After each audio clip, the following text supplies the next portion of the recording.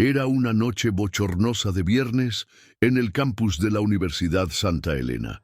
El reloj ya marcaba más de las 3 de la madrugada cuando Julia y Rafael, una pareja de estudiantes que regresaba de la biblioteca, decidieron atajar camino por el bosque que bordeaba el alojamiento Bloque Aurora.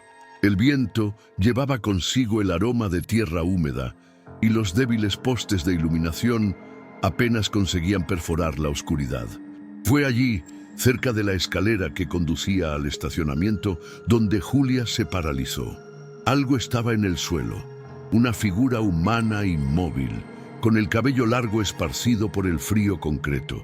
Su grito desgarró la tranquilidad de la noche.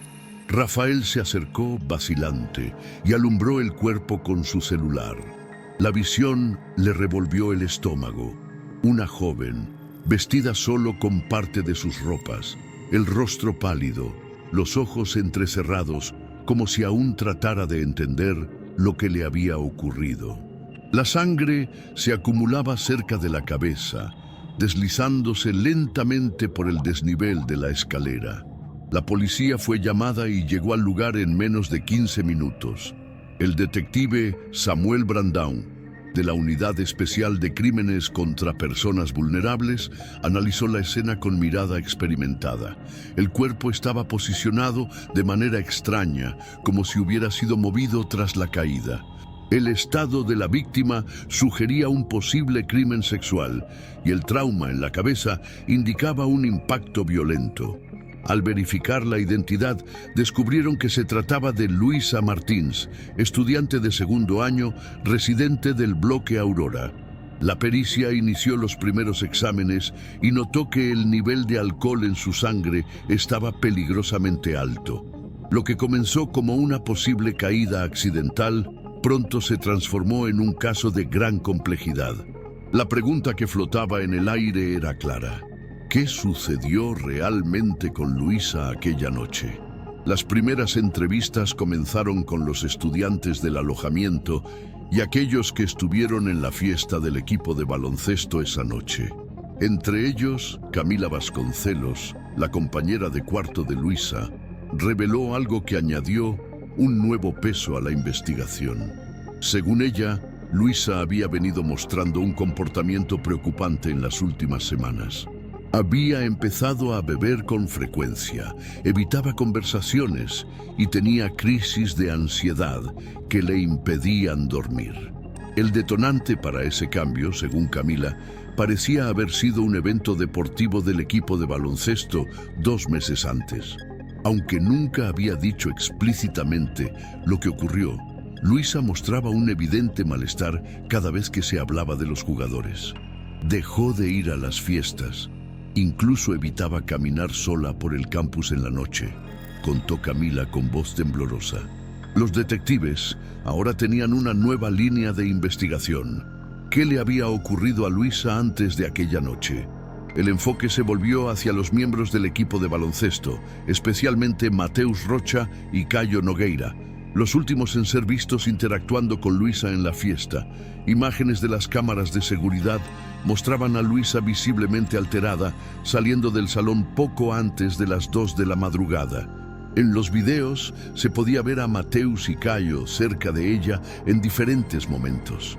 Testigos confirmaron que Mateus tenía fama de acercarse a chicas ebrias, y algunas alumnas relataron que él ya había sobrepasado límites en otras ocasiones. Pero lo que realmente llamó la atención de los investigadores fue un detalle alarmante. En los registros internos de la universidad constaba que Mateus estuvo presente en un caso de agresión sexual no denunciado 2 meses atrás. La seguridad del campus, sin embargo, nunca reportó oficialmente el incidente. Ahora, los detectives necesitaban entender qué más se estaba ocultando y quién estaba detrás de esa aparente red de protección a los jugadores. Con la nueva dirección de la investigación, los detectives presionaron a la seguridad de la universidad para obtener más información sobre la fiesta y los eventos pasados que involucraban a Mateus Rocha. Inicialmente recibieron respuestas vagas, pero tras una intimación formal, consiguieron acceso a los registros internos. Fue entonces cuando la manipulación de la información se hizo evidente. Los informes habían sido adulterados, las cámaras estaban apagadas en momentos críticos y los testimonios de alumnas que acusaban a miembros del equipo de baloncesto parecían haber sido ignorados. El equipo era una de las mayores fuentes de prestigio de la universidad, y todo indicaba que la dirección estaba dispuesta a encubrir cualquier escándalo que pudiera empañar su reputación. Mientras tanto, las autopsias confirmaban que Luisa había sufrido un grave trauma en la cabeza, y los exámenes toxicológicos indicaban una intoxicación alcohólica severa. Pero algo no encajaba. Si había sido atacada allí, ¿por qué no había signos claros de lucha o rasguños defensivos? La respuesta vino de una testigo inesperada, un empleado de limpieza que trabajaba en el mantenimiento nocturno del campus.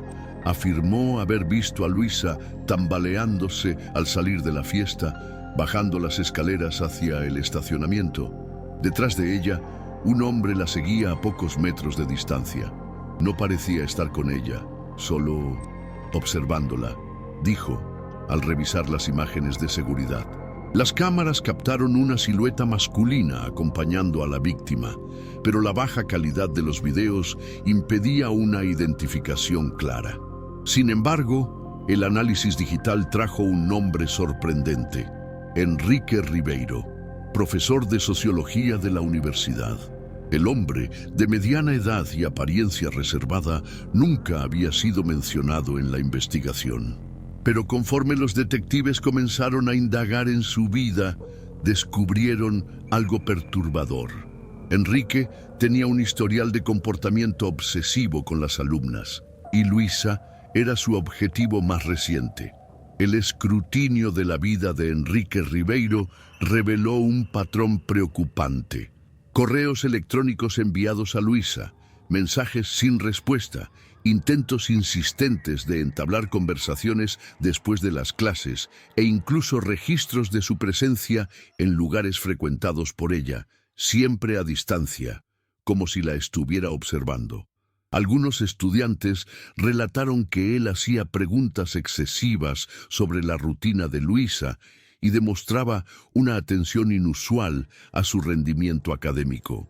Cuando fue interrogado por la policía, Enrique mantuvo la calma al principio, alegando que solo se preocupaba por la alumna al notar que estaba emocionalmente frágil.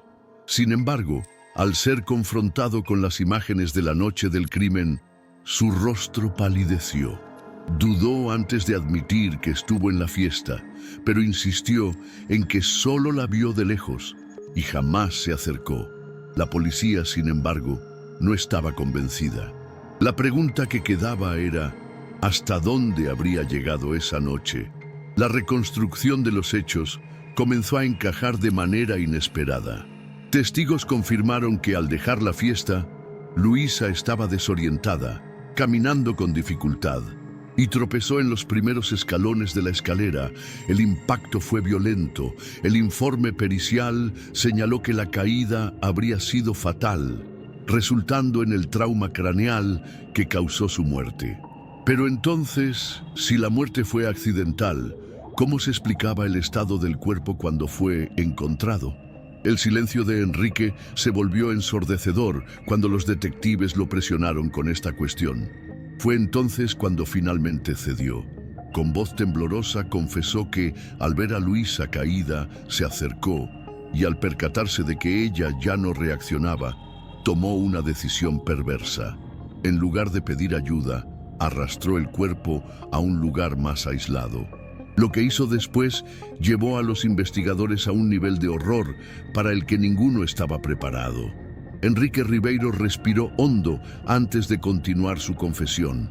Contó, con voz entrecortada, que al ver el cuerpo inerte de Luisa, sintió un impulso que no pudo controlar. La tocó, manipuló su cuerpo y cometió un acto criminal póstumo.